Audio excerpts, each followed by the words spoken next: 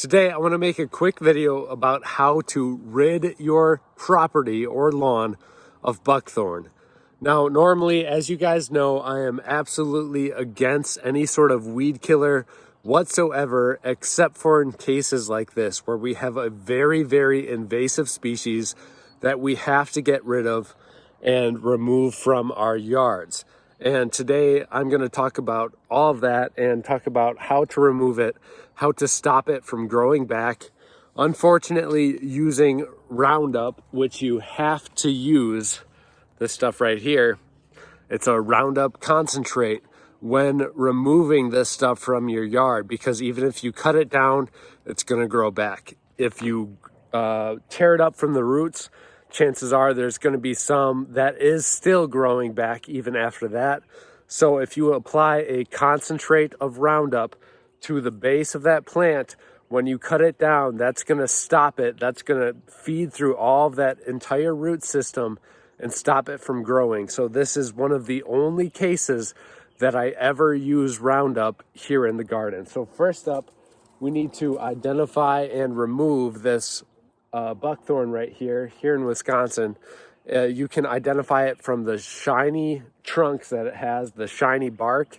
I'll give you a close-up right now to see what that looks like, and then we'll go and chop all these off and show you how I apply the Roundup to make sure that it never comes back again in your yards. So this right here, identified by the sharp prickly points that is coming out of the plant, and then the shiny bark, this is buckthorn. It's all over here. Buckthorn, buckthorn, buckthorn, buckthorn, everywhere. These are all buckthorns. A lot of this hedge area here has been overtaken by buckthorn over the past couple of years, and we're going to be removing these and stopping their growth from here on out. So the first thing that we have to do is just cut these down to the surface, maybe even a couple inches up, and then I'll show you how to apply the Roundup after that point. All right, so right here, everything we've got laid out on the ground is about 25 feet worth of buckthorn in this hedgerow here.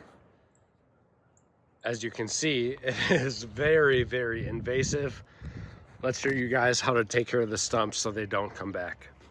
So we've got our Roundup Concentrate Plus. Again, I never ever use this stuff. I recommend not using it anywhere in your gardens or yards, except for in cases like this.